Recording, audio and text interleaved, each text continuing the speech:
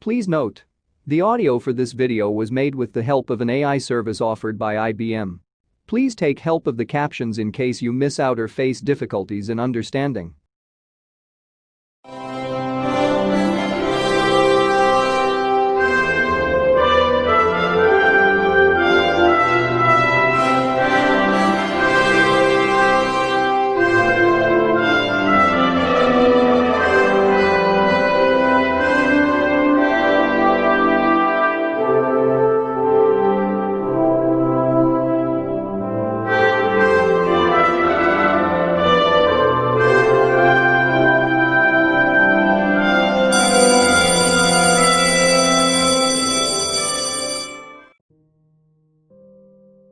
Have you come across a quote that goes like, "Some are born great, some achieve greatness, and some have greatness thrust upon them"? Yes, it's from the play we are going to discuss in this online lesson. Welcome back. In this online lesson we will discuss a comedy by William Shakespeare titled Twelfth Night, or What You Will.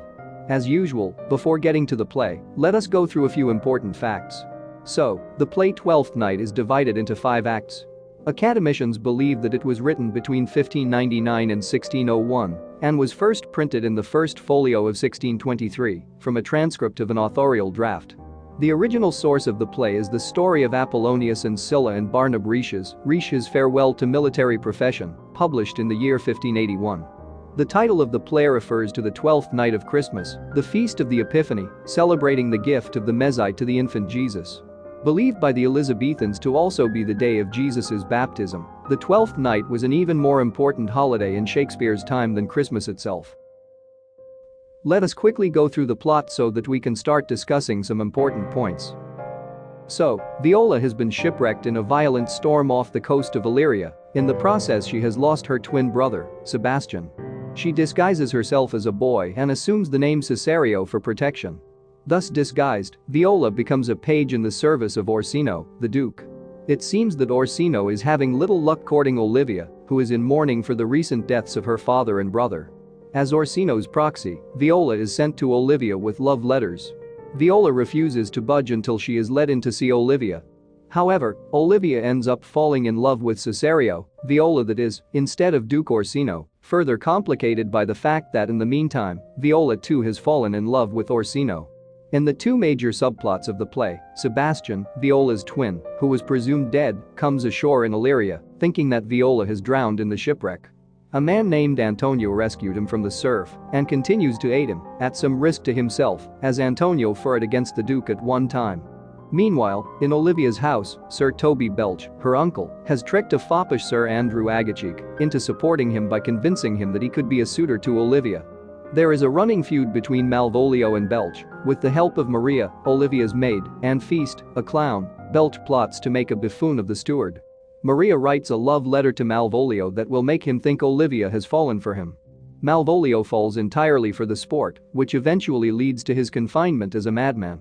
All the while, Belch is egging Sir Andrew into a duel with Viola's Cesario character. As she departs from Olivia, Olivia is now entirely smitten with Cesario, even though Viola continues to press Orsino's cause.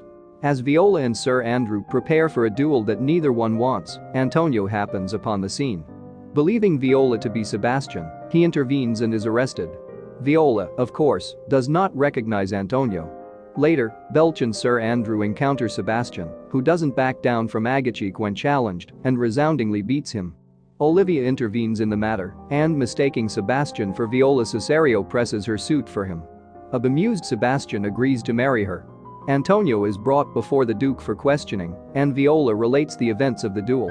Antonio tells everyone how he dragged this man from the surf, saving his life. Then Olivia enters, searching for her new husband, which she thinks is Viola, as Cesario. Adding to this confusion, Belch and Aguecheek enter claiming that Viola Cesario has violently assaulted them. In the midst of Viola's denials, Sebastian appears. The brother and sister recognize one another and are reunited. Sebastian helps to clear the confusion as to who fought and married who. At the end, Orsino and Viola pledge their love. Olivia and Sebastian will remain satisfactorily wed, and Olivia rebukes Belch and Maria for their abuse of Malvolio, who vows his revenge upon the whole lot. Belch agrees to wed Maria to make up for getting her in trouble, and all, except the disgruntled Malvolio, lives happily ever after. While preparing from an exam point of view, you should not overlook the use of the English language by Shakespeare. Queen Elizabeth's reign was an age of exploration. Exploration of the world, exploration of man's nature, and exploration of the far reaches of the English language. This renaissance of the arts and sudden flowering of the spoken and written word gave us two great monuments, the King James Bible and the plays of Shakespeare, and many other treasures as well. Shakespeare made full use of the adventurous Elizabethan attitude toward language. He employed more words than any other writer in history, more than 21,000 different words appear in the plays, and he never hesitated to try a new word, revive an old one, or make one up. Among the words which first appeared in print in his works are such everyday terms as critic, assassinate, bump, gloomy, suspicious, and hurry, and he invented literally dozens of phrases which we use today. Such un-Shakespearean expressions as catching a cold, the mind's eye, elbow room, and even pomp and circumstance.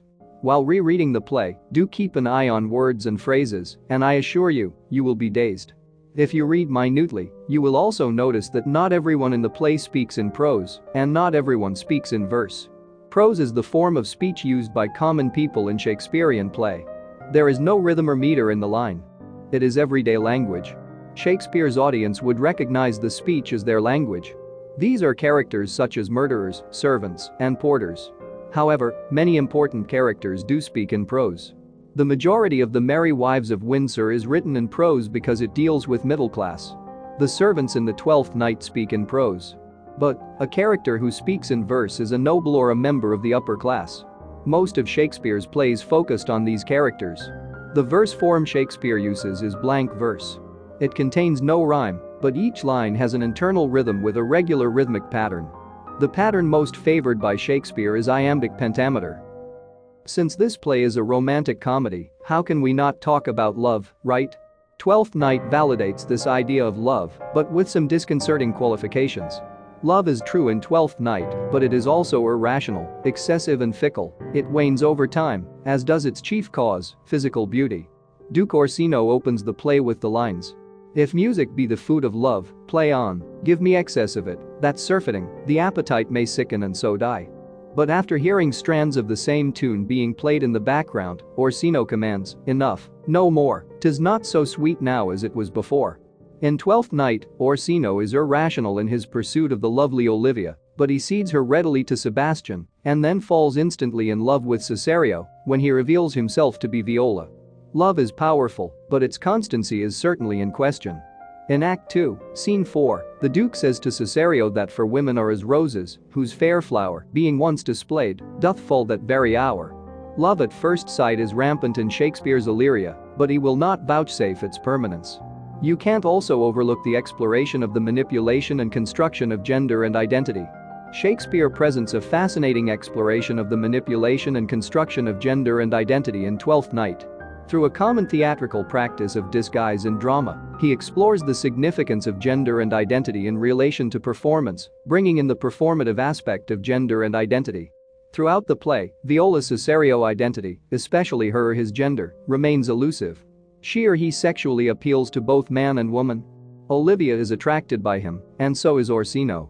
In disguising as a man, Viola constructs a male semblance through an imitation of the image of her supposedly dead brother Sebastian, a gesture hinting at the cultural construction of one's gender identity, a construction that culminates in the sumptuary codes and gender performance. Viola's cross-dressing disguise explicitly illustrates the fashioning of one's identity through clothing. It is a fashioning reflecting socially imposed and regulated construction on one's gender identity. Moreover, the performative aspect of gender intelligibility in Viola's disguise as Cesario highlights the volitional construction of one's gender identity on the stage.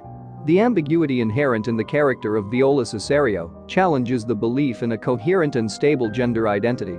The meaning and nature of sexual identity, therefore, are not fixed, stable, or permanent, as they seem to be. Moreover, the sense of ambiguity and split inherent in Viola's disguise does not evaporate with the final revelation of her identity.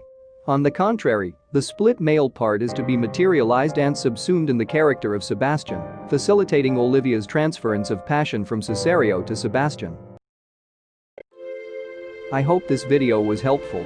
If you have any suggestions or doubts, please leave them in the comments section. I will surely get back to them. And don't forget to share this video with your batchmates. Thank you.